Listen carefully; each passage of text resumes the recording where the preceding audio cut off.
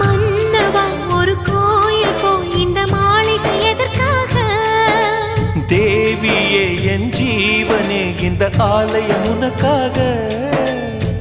வானில் ஒரு புயல் மழை வந்தால் அழகே என்னை எங்கனம் காப்பாய். கண்ணே உன்னை என் கண்ணில் வைத்து இமைகள் எனும் கதவுகள் அடைப்பேன். சத்தியமாகுமா?